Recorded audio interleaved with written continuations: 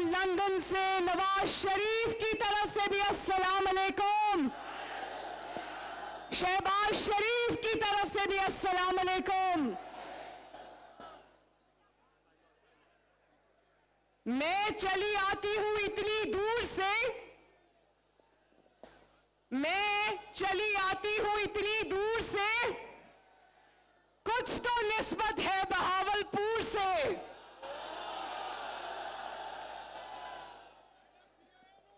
बहावलपुर वालों, मैं दिल की गहराइयों से आप सबका शुक्रिया अदा करती हूं कि 50 डिग्री में इतनी गर्मी में जब इंसान खड़ा नहीं हो सकता, आप इतनी बड़ी तादाद में जलसे में आए हो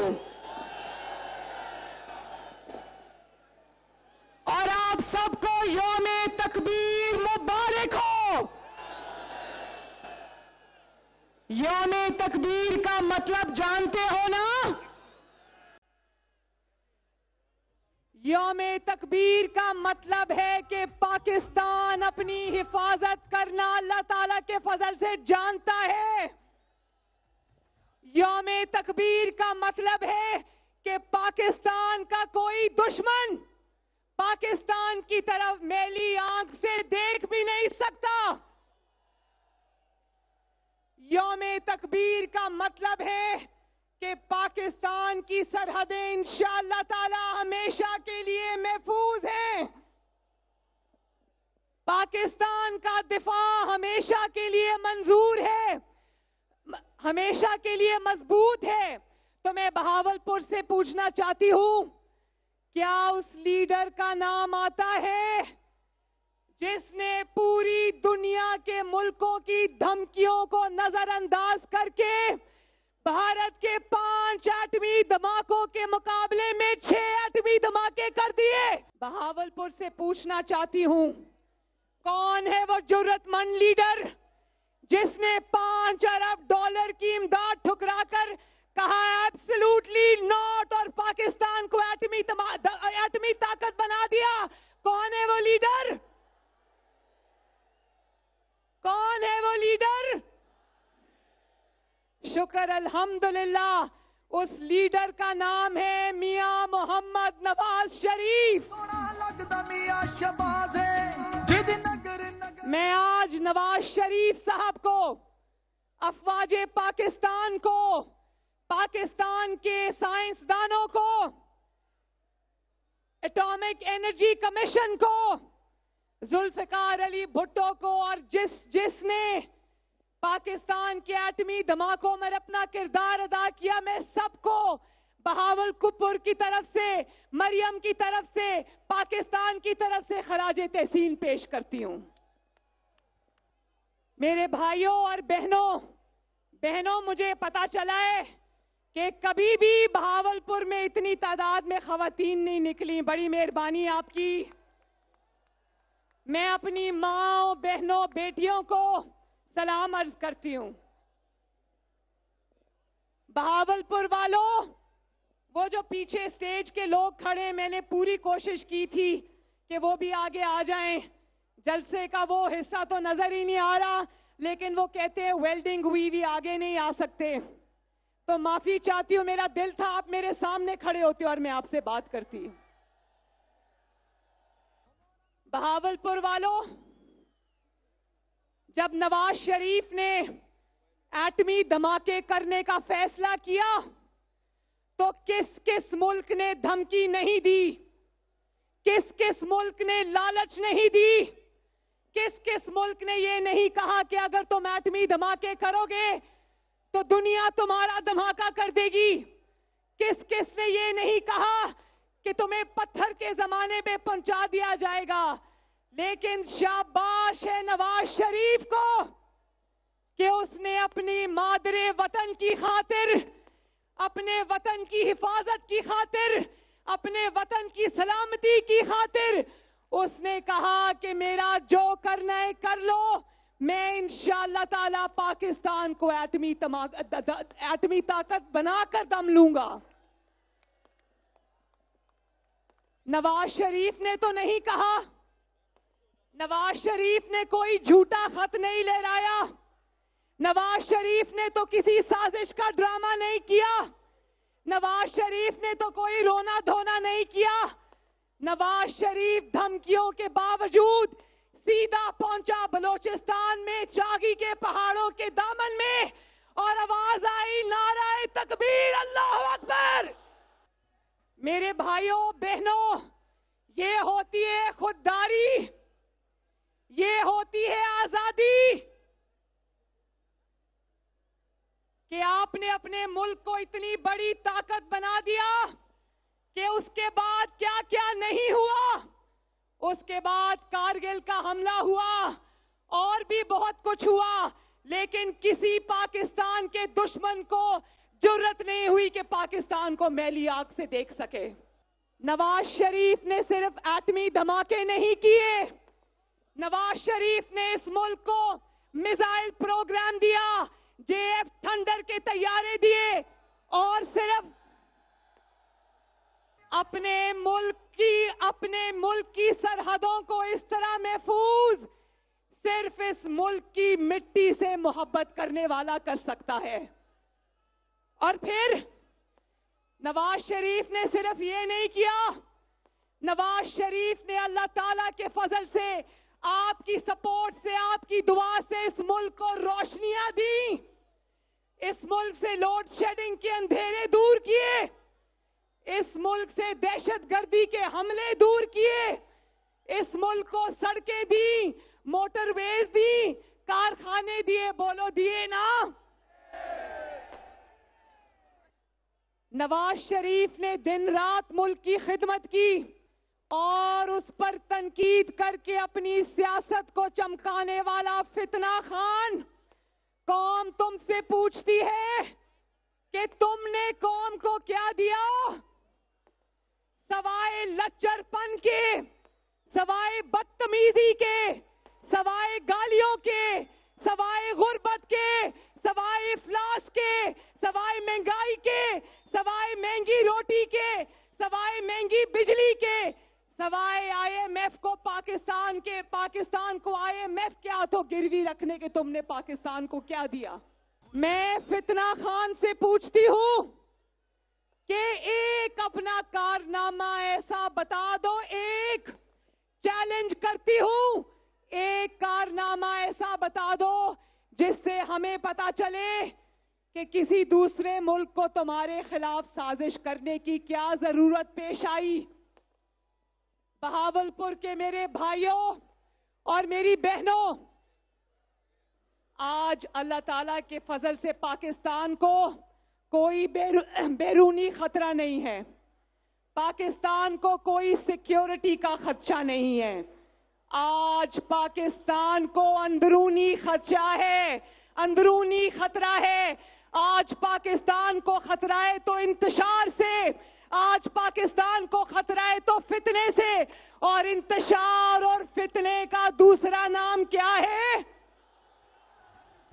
आवाज नहीं आई, दोबारा पूछती हूं, ठहर जाओ, मुझे पता है नाम आता है। एक ही फितना है पाकिस्तान में, एक ही इंतशार है। एक दफा फिर पूछती हूं, पाकिस्तान के सबसे बड़े फितने और इंतशार का नाम क्या है? क्या है?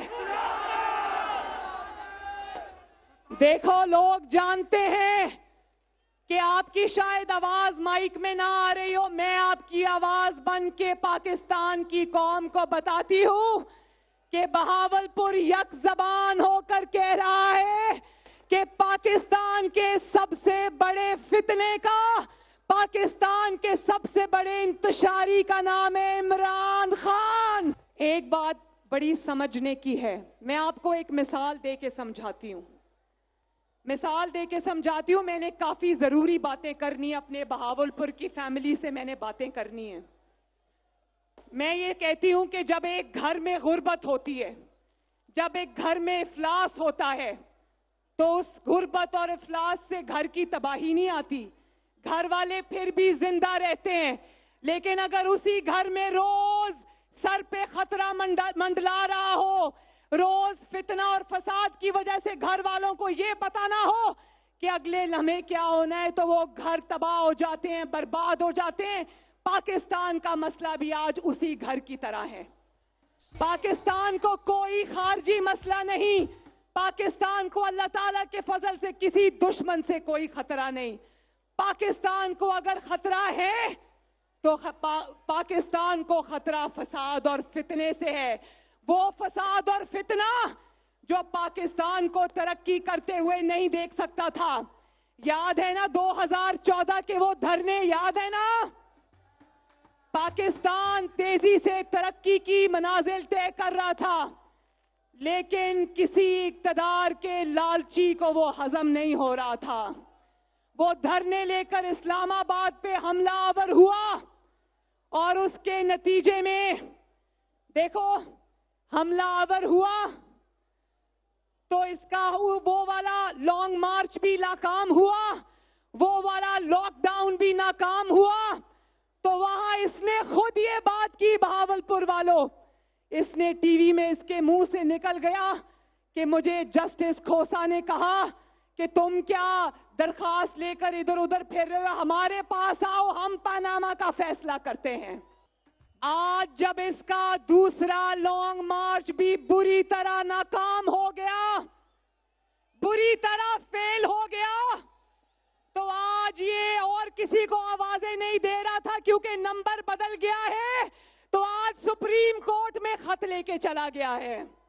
क्या अदालतों का अब यही काम रह गया है कि जहां जहां इमरान फेल हो जाए वो इसकी मदद के लिए आए? क्या अदालतों का ये काम रह गया है?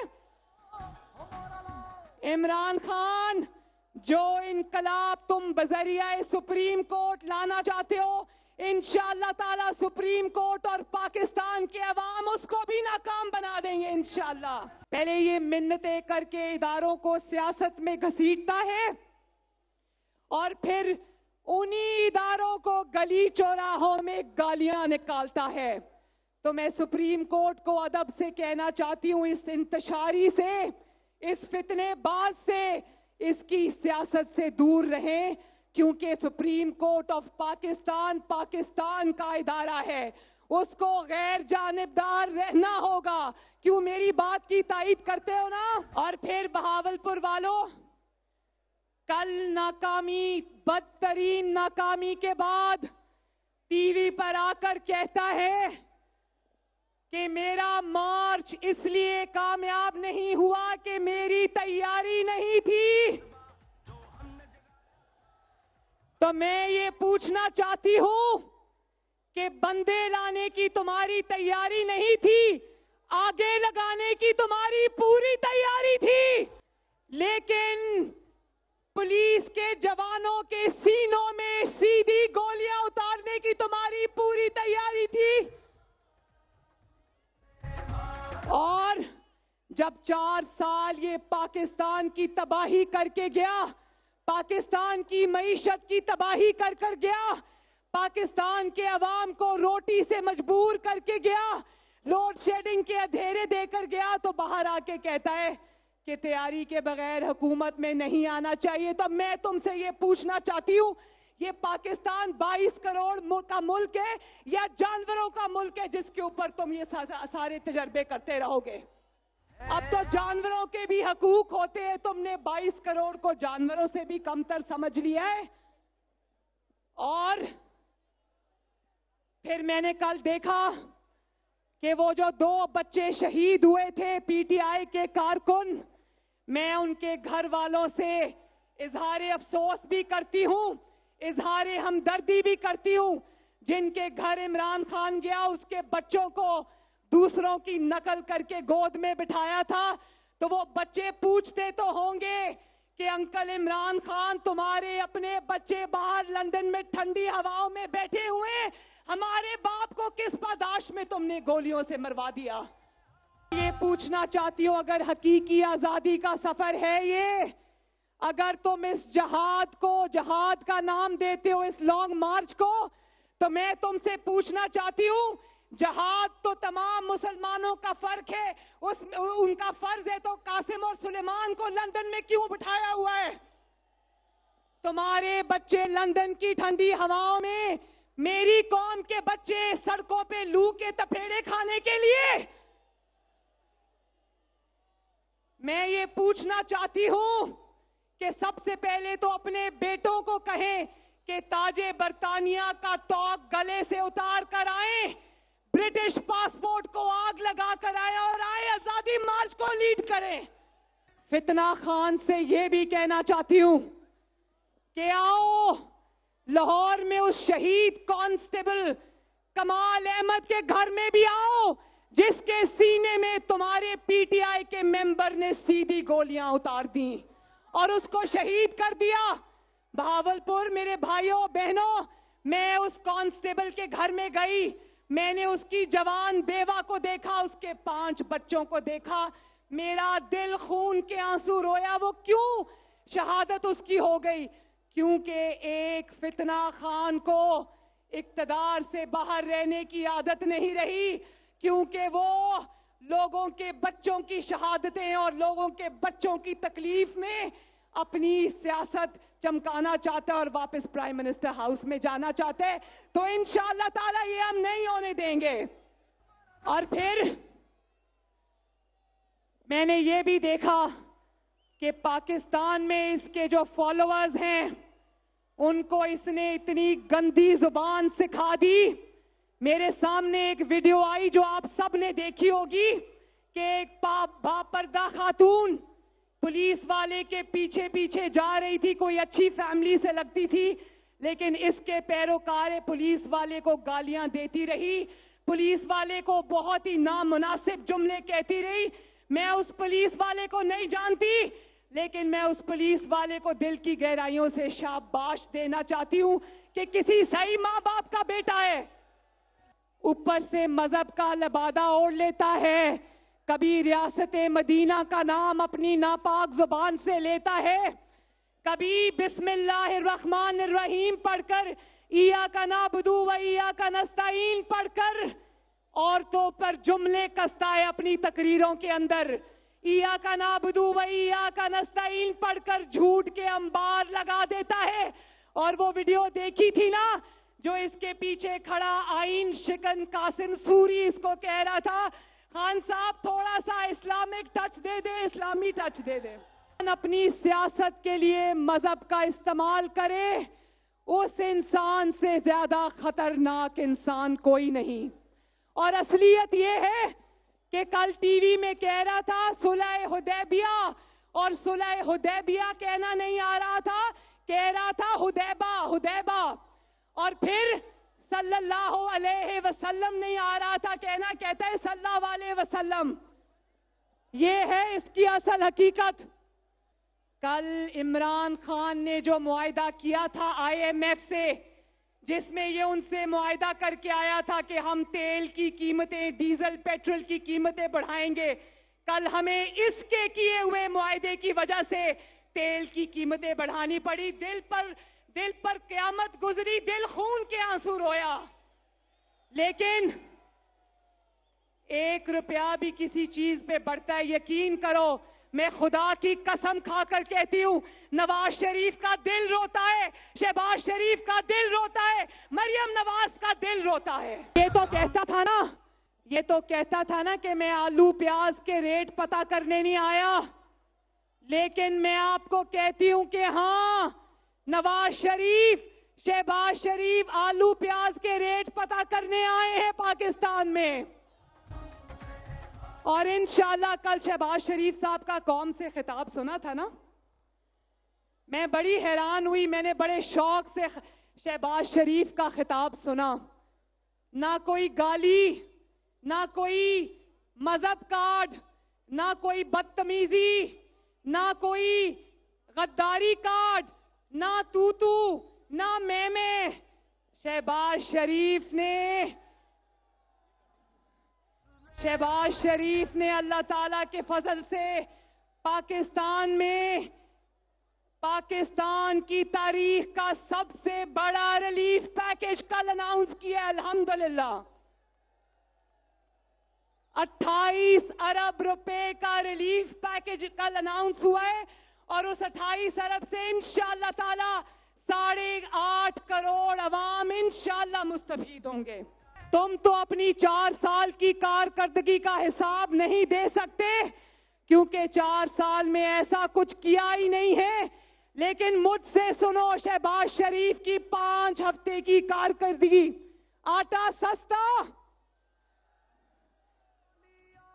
बात सुनो, आटा इमरान के दौर में 80-85 पे चला गया।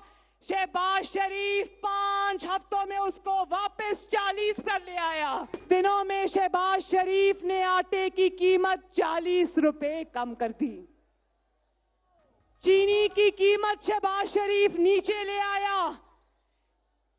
खाद की बोरी की कीमत शहबाज शरीफ नीचे ले आया, और ये सिर्फ 5 हफ्ते की कारकर्दगी है।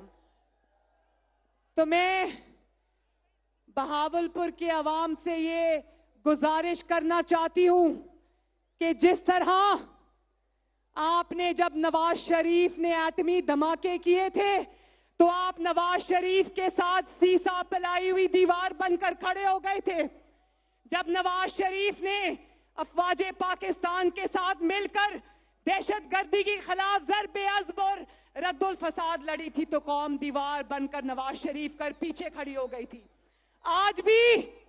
आज भी मैं बहावलपुर से और अपनी पाकिस्तानी कौम से मुस्लिम लीग नून और इत्तेहादियों की हुकूमत के लिए वही सपोर्ट मांगने आई हूं। मैं खुदा की कसम खाकर कहती हूं, वादा करके कहती हूं कि इंशाअल्लाह ताला चंद महीनों में नवाज शरीफ और शहबाज शरीफ अपनी खिदमत के जज्बे से, अपनी नेक नियति से, अपनी दिन रात मेहनत से, अवाम के एहसास से इंशाअल्लाह पाकिस्तान को बहरानों से बाहर निकालने में कामयाब हो जाएंगे इंशाअल्लाह। और आखिर में बहावलपुर वालों,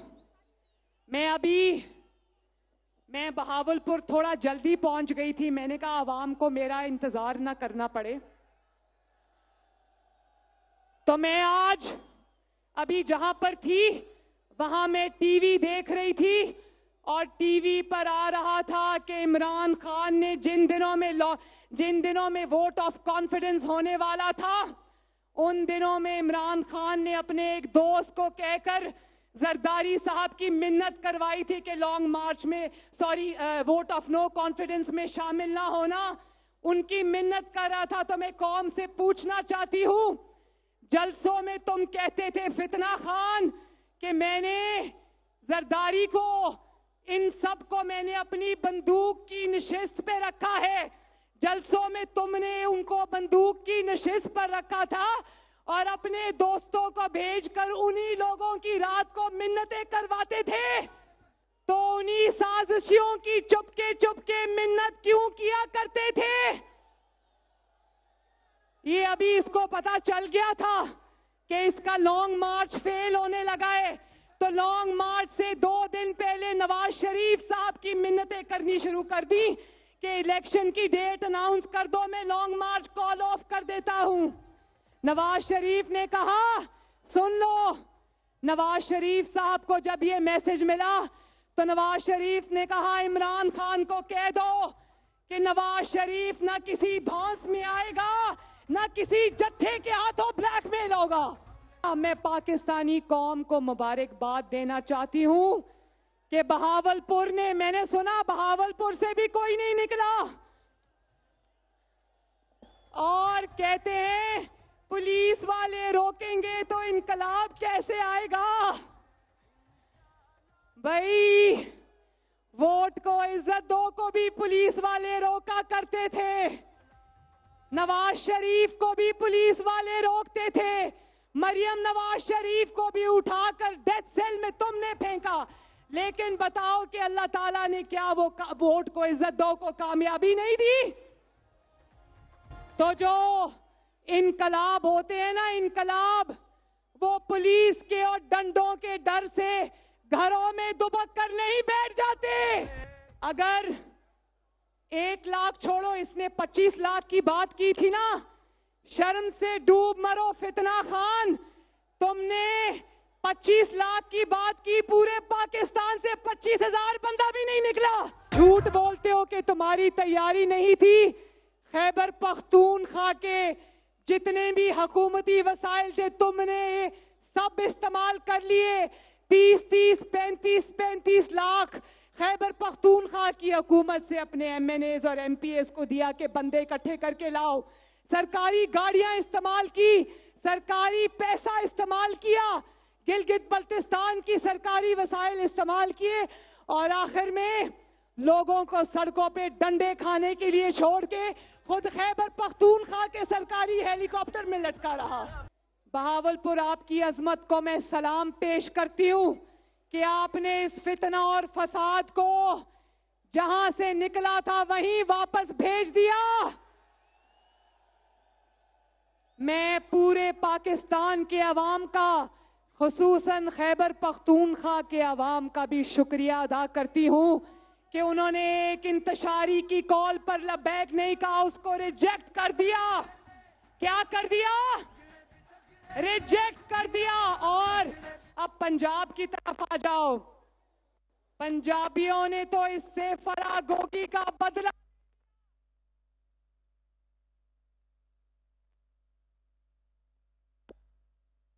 इससे मैं बताऊं, जो हमारे पास इंटेलिजेंस की रिपोर्ट्स आई हैं, किसी शहर में भी पंजाब में ये 200 से ज्यादा बंदा इकट्ठा नहीं कर सका। और डालो इमरान खान, और डालो पंजाब के हक पे डाका, और लगाओ उस्मान बुजदार को 12 करोड़ पंजाबियों की किस्मत का मालिक, और लूटो पंजाब को। फरागोगी के जरिए लोगों ने फरागोगी पंजाबियों, एक मिनट, मैं जनूबी, ये इस बच्चे ने प्लेकार्ड उठाया है, इसका इस पे लिखा है गोगी तेरे रौले। और लोगों को 4 साल तो अभी लोगों को जब से हुकूमत से निकला है अचानक इसकी याददाश्त वापस आ गई है। इसको महंगाई भी याद आ गई है, महंगा तेल भी याद आ गया, IMF भी याद आ गया है, डॉलर की कीमत भी याद आ गई है। 4 साल बाद नींद से उठा है। तो मैं इसको ये पूछना चाहती हूं, अब जबकि तुम कह रहे हो रूस से मेरा सस्ते तेल का मुआहदा होने जा रहा था, तो वो मुआहदा हुआ क्यों नहीं? 4 साल तक हुकूमत में बैठे रहे, बार बार तेल की, डीजल की, पेट्रोल की कीमतें IMF के कहने पर बढ़ाते रहे। उस वक्त रूस से मुआहदा क्यों नहीं किया? क्या उस मुआहदे पर गोगी के दस्तखत के इंतजार था? मेरा ख्याल है कि जब रूस से मुआहदे पर दस्तखत का वक्त आया तो गोगी जहाज लेकर पाकिस्तान से दुबई फरार हो गई। तो मुझे खुशी है, मैं जनूबी पंजाब से सबको ये कहना चाहती हूं कि इन्होंने जनूबी पंजाब का, इमरान खान ने आपसे झूठा वादा किया। मुड़कर जब हुकूमत बना ली तो मुड़कर कभी जनूबी पंजाब को पूछा तक नहीं। लेकिन नवाज शरीफ ने आते ही लाहौर से नहीं, गुजरांवाला से नहीं, सरगोदा से नहीं, बहावलपुर से, जनूबी पंजाब से पंजाब के गवर्नर का इंतखाब कर लिया। और वो गवर्नर, नया गवर्नर पंजाब है बहावलपुर का बेटा बलीगुर रहमान। और ये तो अभी आगाज है। इंशाल्लाह मुस्लिम लीग नून जो कमी रह गई है जनूबी पंजाब की खिदमत में, इंशाल्लाह मरियम नवाज आपके सामने ये खड़ा होकर वादा करती है कि इंशाअल्लाह ताला वो तमाम कमियां दूर करेंगे और जनूबी पंजाब को इंशाअल्लाह ताला चमकता दमकता बनाएंगे। तो आखिर में मेरे साथ मिलके वादा करो कि अगर इस मुल्क की खातिर मुश्किल फैसले करने पड़ते हैं तो नवाज शरीफ का साथ दोगे। अगर पाकिस्तान को बचाने के लिए मुश्किल फैसले करना पड़ते हैं तो मुस्लिम लीग नून की हुकूमत का साथ दोगे। अगर आप इंशाअल्लाह ताला इसी तरह साथ दोगे तो मैं वादा करती हूं कि नवाज शरीफ और शहबाज शरीफ चंद महीनों के अंदर इंशाअल्लाह ताला आवाम को तमाम मुश्किलात से निकाल कर ले जाएंगे। ये मेरा बहावलपुर से वादा है, जनूबी पंजाब से वादा है, पंजाब से वादा है, खैबर पख्तूनख्वा से वादा है, सिंध से वादा है, बलोचिस्तान से वादा है। इंशाअल्लाह ताला, बोलो इंशाअल्लाह। आप सबका हामी और नासिर हो। एक दफा पूरी आवाज से, पूरे जोर से हाथ उठाकर यौम तकबीर पे नारा लगाओ। नाराए तकबीर, नाराए रिसालत सल्लल्लाहु अलैहि वसल्लम। और अब नारा लगा दो, नवाज शरीफ, शहबाज शरीफ। और पाकिस्तान के तूलो अर्ज में आखिरी नारे की आवाज जानी चाहिए, पाकिस्तान, पाकिस्तान जिंदाबाद, पाकिस्तान हमेशा पाइंदाबाद, बहावलपुर जिंदाबाद, बहावलपुर 100 दफा जिंदाबाद। अल्लाह ताला आप सबका हामी और नासिर हो। अल्लाह हाफिज।